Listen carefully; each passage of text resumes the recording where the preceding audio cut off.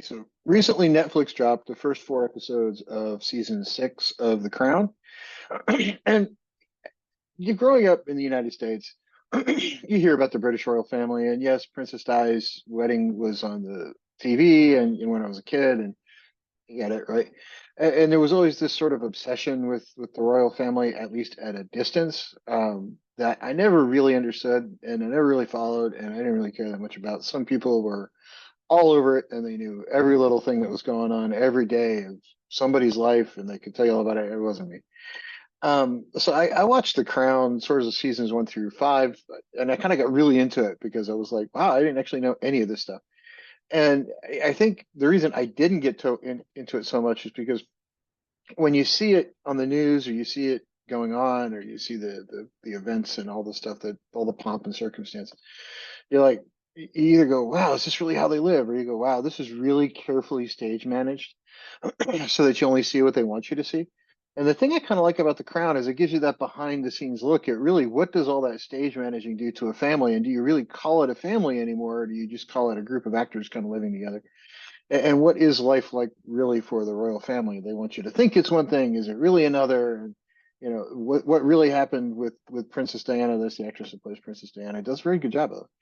The show really kind of sucked me in, and made me want to look forward to new episodes. I really was driven to watch it, not just watch it while something else is going on with it on in the background. This is one of the shows I actually watched and paid careful attention to, which means the writing is good, the acting is good, it's a solid show. And it really did kind of help me see the royal family the way I would have wanted to see them kind of the whole time. You see kind of what's going on behind the scenes. Now, how accurate it is to real life, who knows, right? The only people who can tell us are the royals, and they're not going to do it. Okay, maybe Harry, but nobody pays attention to him anymore since the whole thing. But anyway, the show, I think, in this season, the only episodes that have dropped so far get us through Diana's death and just after.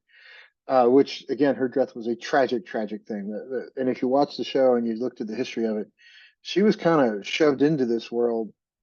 Yeah, okay, she went willingly to a certain extent, but yeah, she was a teenager when she got sucked into this whole thing, and it was kind of out of the blue. And what teenage woman is going to say no to the Prince of Wales? I mean, come on. I'm not saying all teenage women would say, yes, I'll marry this guy, but let's face it, in England at that point in history, not a whole lot of no going on if he said, please marry me, right? So it was sort of one of those moments of it. Yeah, I get that she wanted that lifestyle, but I don't think she understood what that lifestyle really was, and just how lonely her life was at some level. And who do you trust? Who don't you trust? Right? Are you, people just using you for your name, or people just after you for the connections? And yeah, after they got divorced, and this is part of what the season gets into, is there's people pressuring their sons to, this is one guy who's pressuring his son to, hey, she's single, you're single, break up with your fiance, go marry this woman. Yeah, there's a whole lot of pressure that goes on with people up at this level that's just kind of not right, that I don't think people realize actually goes on. And does it still go on today? Did it really go on the way the show says? I don't know. I think there's some truth to all of it.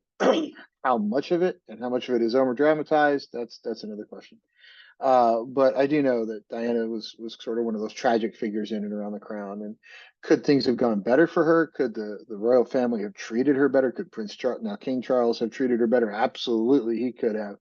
Yeah, he could have been honest with her from the front, and he could have been honest with his mom from the front, and things could have gone much much more far differently. And maybe his mom could have said, "Okay, maybe you can marry the divorced woman much earlier on," instead of pushing him towards Diana. And the whole thing would have come out differently. But yeah, if you haven't seen it, certainly give it a try. I have enjoyed essentially the entire run of the show. I don't think there's been an episode I've watched and been like, why is that here? Right? Some shows will do that where you get four seasons in and there's a bunch of filler. I haven't noticed that with this one. Maybe I'm missing. Maybe people have a different opinion on that. Certainly, if you do, leave it in the comments. But I've really enjoyed the entire thing, and I think most people will too if you really give it a legitimate chance, and you pay attention to it where you're not trying to focus on five other things, which is sometimes tricky in life. I get it. But anyway, check it out.